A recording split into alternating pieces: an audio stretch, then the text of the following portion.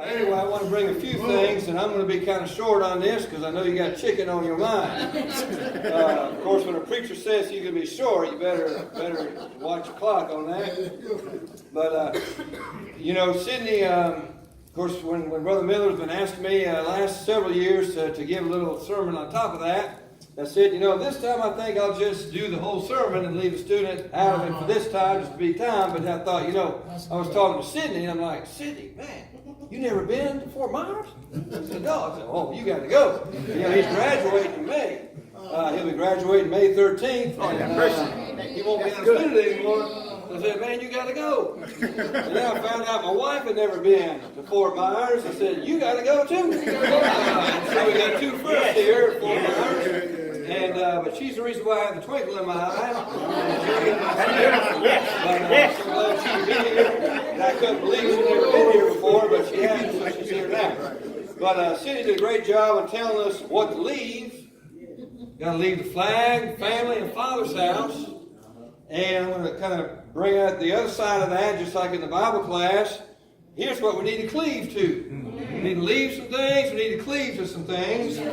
And when Jesus, just shortly after he promised to build his church, he told Peter, whatsoever you shall bind on earth shall be bound in heaven, and whatsoever you shall loose on earth shall be loosed in heaven.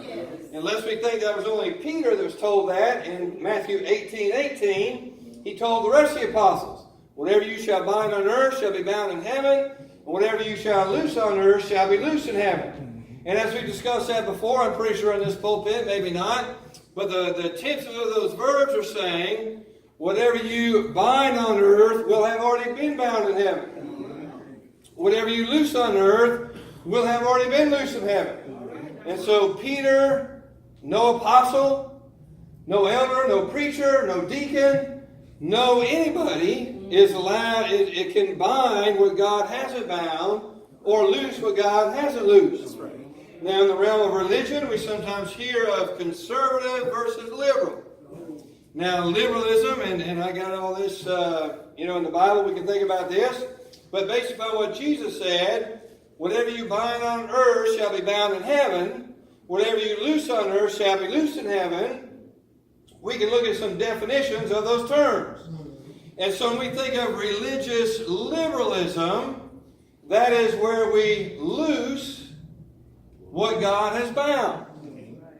And when we think of conservatism, and now there's some other names for conservatism, sometimes ultra-conservative, sometimes antheism, non-institutionalism, sometimes it's going to be called, but we will call that binding where God has loosed. And so liberalism would be loosing what God has bound. Antiism, ultra-conservatism would be binding what God has loosed. Now, what we want to do is we want to be biblical. We want to bind what God has bound, loose what God has loosed. And we can only know that from the Bible.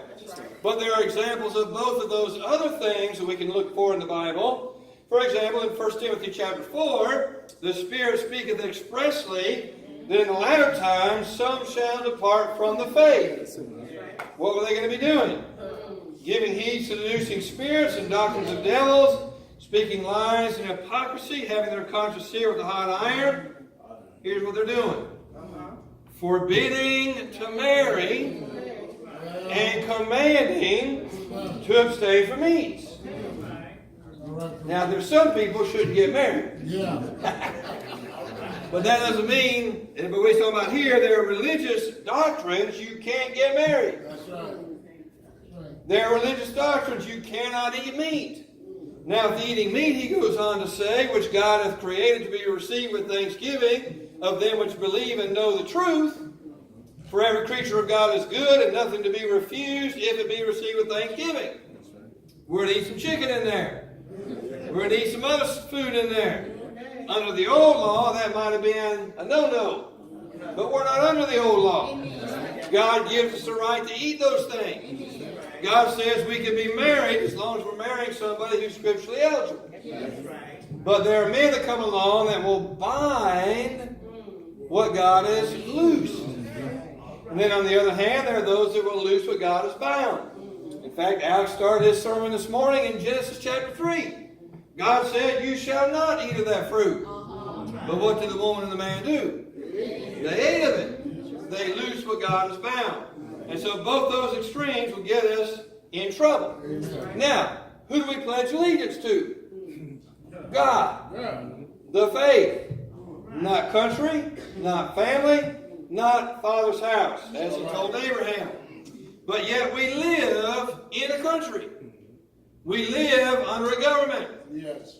And our fidelity, our allegiance is not in that country, not in that government, but in God. That's right. But in that government, there are certain things that we, especially in our government, in America, there are some areas that we can exercise our true allegiance. Yes. Yes. And that is in God. And so I just want to have 3 points here. I'll start with the letter I. Intent, items, input. Intent, items, input. Now the intent of government in Romans 13, verse 1. Paul says, let every soul be subject unto the higher powers. For there is no power but of God. The powers that be are ordained of God. Wherefore, therefore, or whosoever therefore resists the power, resist the ordinance of God. And they that resist shall receive to themselves damnation. For rulers are not a terror to good works, but to evil. Wilt thou then be afraid of that power? Do that which is good, and you shall have praise of the same. For he that is government is a minister of God for thee for good. Now that word minister is the same word deacon, diakonos. But government is a minister of God for good. But if thou do that which is evil, be afraid. For he beareth not the sword in vain, for he is a minister of God, a revenger to execute wrath upon him that doeth evil. Wherefore, verse 5, ye must needs be subject, not only for wrath, but also for conscience sake. For this cause pay ye tribute also, for they are God's ministers, attending continually upon this very thing. Render therefore to all their dues, tribute to whom tribute is due, custom to whom custom, fear to whom fear, honor to whom honor. And so in that verse, in those passages, he tells us 3 things about government. Number 1, we are all to submit to our civil government. Yes. Now the only exceptions to those things are Acts 5:29, when they told Peter not to preach, remember what he said. We ought to obey God rather than men. And so anything our government tells us to do that's against God's law, that we resist. Now we happen to live in a government that allows evil to happen. For example, they allow shacking up. They allow divorce or remarriage for any cause.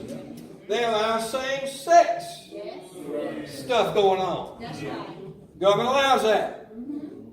But as of yet, they don't make us do that. Now they might, but they don't make us do that now. They don't make us shack up. They don't make us divorce or remarry.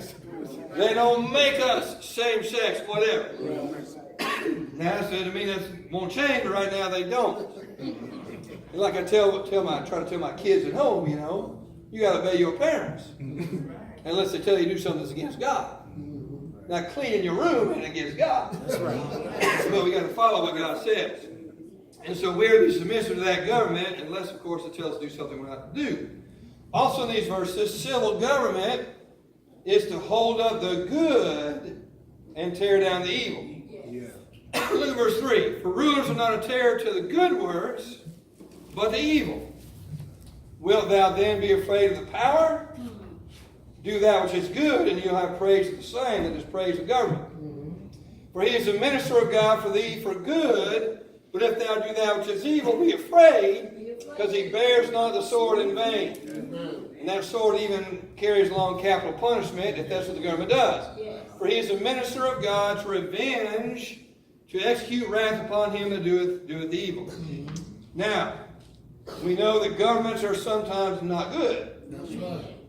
In fact, Isaiah chapter 5, verse 20, he says, woe to them that call evil good and good evil, that put darkness for light and light for darkness. That put bitter for sweet and sweet for bitter. And so government does not always act like it should. Amen. But as long as it is, then we need to submit to that, because if we don't, he bears not the sword in vain. Appreciate it, my brother. That's all right. Chris, know what he's doing. Yes, sir. All right, appreciate that. About having this voice thing, and it's, I don't know what it's all about, man. But it's that deal where the mucus just gets in the vocal. Yes. Don't hurt. No, nothing wrong with that. But anyway. And then we are to submit to that government again, and if for wrath's sake, just keep from receiving the wrath of God, as well as for conscience sake.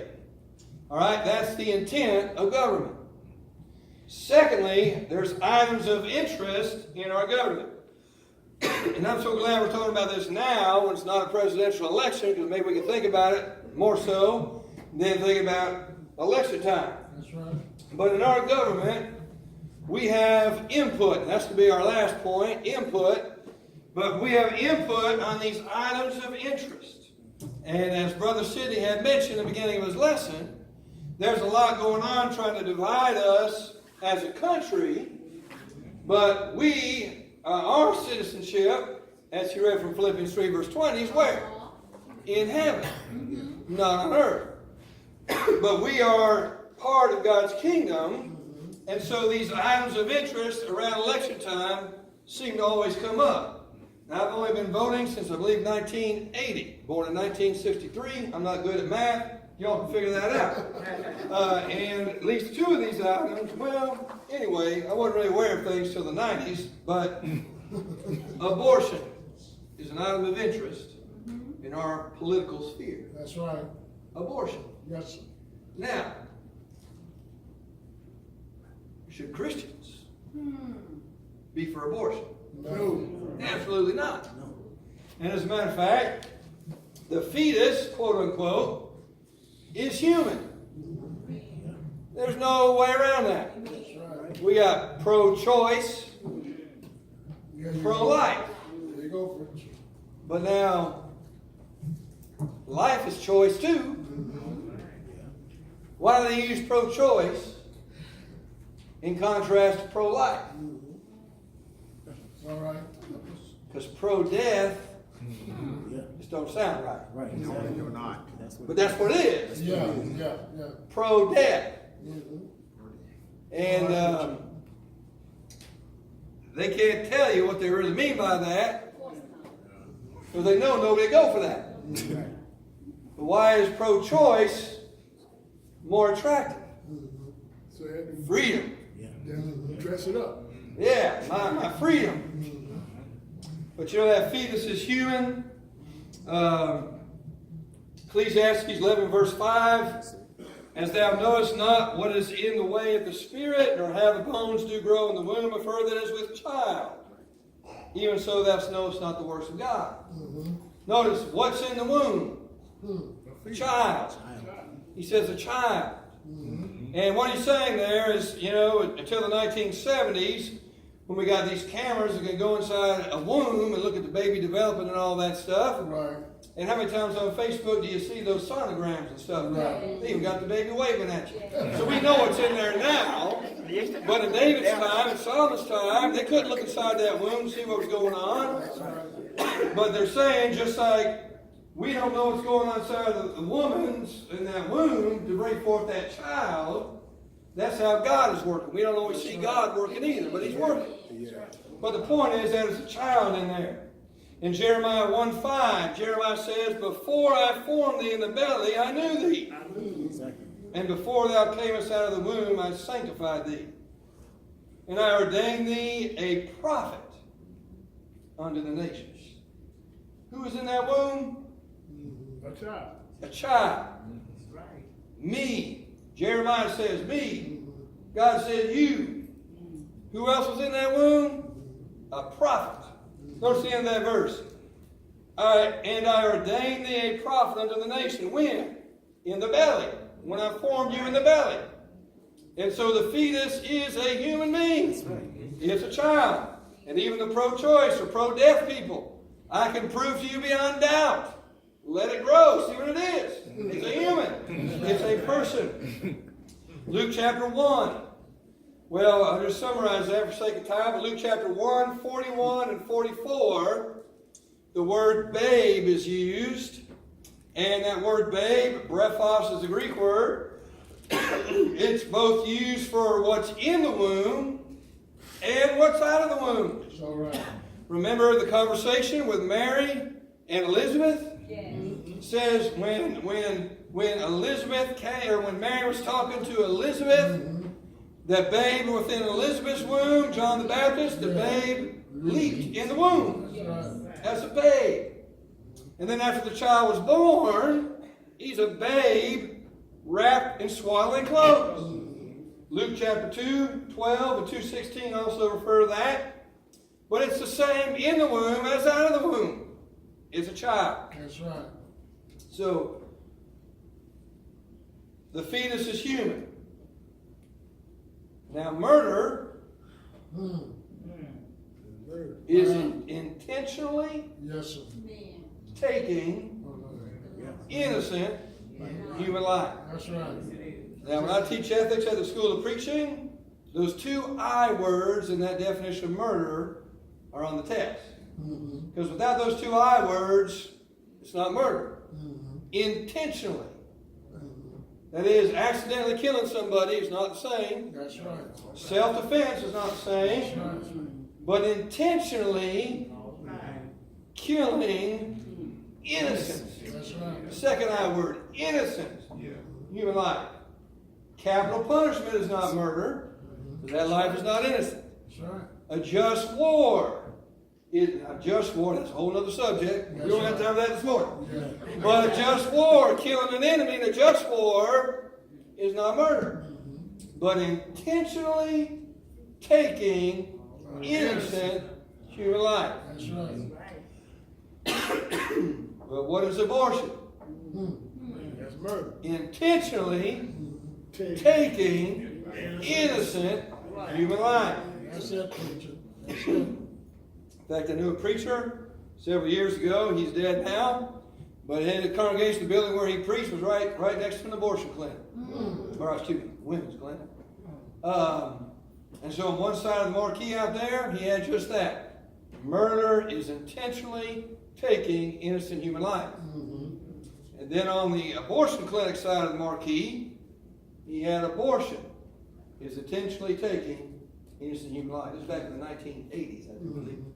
And don't you know the news media was over there interviewing that preacher? Yes. What do you know? What you mean by this? He had a chance to tell them exactly what I'm telling you now, what the scriptures teach. That's right. So here's a person or a group who is pro-death. I mean choice. Same thing. But our allegiance is to who? God. God. So it don't matter if it's D or R next to that name. What does God say about it? That's right. Next item. Same sex. Homosexual acceptance. Gay rights. Whatever they want to say. Right. Now, is homosexuality, the same sex, approved by God? No. No. God don't even approve different sex in some situations. But sure enough, same sex. Definitely Out of the question. All right, preacher. Now, Definitely out of the way. what was the first city the Bible records as being taken out? Sodom, I guess I should say cities. Sodom and Gomorrah and the cities about the plain. All right, preacher. What took them out? Fire. Fire and brimstone, but why did God send that fire and brimstone? Homosexuality. That's exactly right. Practicing homosexuality. For sake of time, we won't look at all the verses, but I do want you, I'll mention here in just a minute. Genesis 13:13, already way before Genesis 18:19 come along, they were known as exceedingly wicked men in that city. Yeah. Genesis 18:20 18:20, exceedingly wicked. Genesis 19:4 and 5, those visitors, they wanted the men, and even though Lot, that's a whole other lesson also, he offered his own daughters, they were so deprived, they still wanted them men. That's right. That's right, preacher. And then came the destruction. But do you not know that homosexuality is condemned in both patriarchy, Mosaic law, That's right. and the Christian dispensation? Amen. All those passages in Genesis refer to patriarchy. But you know, in Jude 7, Jude writes about this. He says, even as Sodom and Gomorrah and the cities about them in like manner, giving themselves over to fornication and going after strange flesh, are set forth for an example, suffering the vengeance of eternal fire. They're an example. Romans chapter 1, verse 26 and 27. Now, even though this is in the New Testament, he's talking about Gentiles who were outside the law of Moses, but they were still condemned, not because of what they did not know, but because of what they did know and still went against it. And they knew these things through nature. But in Romans chapter 1, verse 26, and then, by the way, 3 times in the context, verse 24, Romans 1:24, Romans 1:26, Romans 1:28, God gave them over. That's it. God said, go. Oh, good. You made enough rope, hang yourself. Basically what he's saying. Yeah. He gave them up. Now you don't read too many times when God Give up on tells people, Amen. give them up. Amen. I mean, I think it was Alex mentioned, God told Jeremiah, don't pray for these people. That's pretty bad too. Yeah. But God says, I gave them over. I gave up because they were so intent on their sin. And in the second one of those, for this cause God gave them over, verse 26, he gave them up into violent affections. For even their women did change the natural use into that which is against nature. Yes, sir. And likewise also, men leaving the natural use of the woman, burning their own lust one toward another, men with men, Yes, sir. working that which is unseemly, and receiving themselves a recompense of their error, which was meat. The recompense of their error. Think of Sodom and Gomorrah. Now in that he says natural use. And that's what I said before. God is not condemning them for stuff they didn't know, like what the law of Moses said. But he's condemning them for what they did know and still went against it. Now you can look at nature and know that men and men, women and women is wrong. Somebody say, well, you know, Fido the dog. Man, he'll hump anything. A couch, a leg, a chair. But I guarantee you one thing. You put 1,000 dogs out There there, you go, preacher. and one of them's in heat. That's right. Which one's he going to go to? Yes, sir. You know he's going right there. That's right. Now, he might have some urges before that dog gets to heat. Yes. We might have some urges. But we ain't a dog, are we? No. We got a choice. We got to talk about choice. And ain't nobody born that way. Yeah, I mean, you know, I've been in school preaching for over 20 years. That's unbelievable to me. But, you know, when I first came to school, well, in 1991, there was a study about the brainstem. You know, the guy trying to find some gay gene. And he examined the brainstem, and he had some conclusions about the brainstem. And even in his own document, he says there's some flaws in my study. But yet the media jump all over that. Oh, you got the brainstem and all this kind of stuff. You know what? You don't even hear that anymore. You know why? Because it ain't true. There ain't no gay gene nowhere. Now they don't even look for that much anymore. They just I just want to do it. It ain't there. Because it ain't there. But I just want to do it. I want to do it, so I'm going to do it. A choice you make. That's exactly right. But it's a bad choice. Your allegiance is to the Lord. It's all right, preacher. It's all right. And then, of course, in the Christian age, is condemned. Yes. And anywhere you read fornication, That includes homosexuality. That's right. But specifically, 1 Corinthians 6, 9 through 11, such were some of you. And he mentions homosexuality there. Whether you are the active part of that or the passive part of that. Whether you're the socket in the wall or the socket on the plug. Is condemned. Now, I don't care if there's an R or a D after that guy's name or that girl's name. Here's a group of people or a person who says homosexuals ought to be married. Homosexuals ought to this, that, and other. And if you speak out against it, you're going to jail. Yeah. Exactly. Now, where's our allegiance? To God. What does God say about that stuff? Have no part in it. And the Well, third thing is bribery. I won't go much into that for sake of time. That includes those things as government handouts. Now I know all of us need help time to time, but you know as well as there are generations of people on that stuff. yes, sir. And they don't want to no more to do it for their own. And now part of that is our government's got it messed up where they make more on food stamps and all that than they would if they went to a job. Those jobs. Of course, I wonder how many of those jobs are taken by people that aren't American. That's right. That's another thing, all right? But anyway, and you know, I was at a grocery store about 5 years ago, and these were Caucasian people, so I'm not anything along those lines. There you go. And I'm hitting here with my calculator on my phone, trying to figure out what I can afford. You know, I got so much money, I'm trying to figure out if I buy this, and I know I got to get a gallon of milk, it's about $3.50 or maybe $4. I'm trying to figure out what I can get. And meanwhile, down the aisle, there's this buggy coming, 2 people pushing the buggy, they're putting stuff in it. And I hear the guy say as he's walking by, I can't believe this. We're getting all this stuff for free. And they got, you know, they got all the name brand stuff, you know. I'm getting, you know, Sam's Choice, or whatever his name is, you know. They get all this name brand, Dove ice cream bars, and all that stuff. But they look at it as free. Yes. And they didn't look, and let me tell you, they were dressed about as good or better than me. There you go. That particular day. That's what I'm talking And about. so, but that was government handouts. And I want to talk about, I'm just going to mention it, illegal immigration. When they talk about today, it's immigration. Well, all of us are immigrants.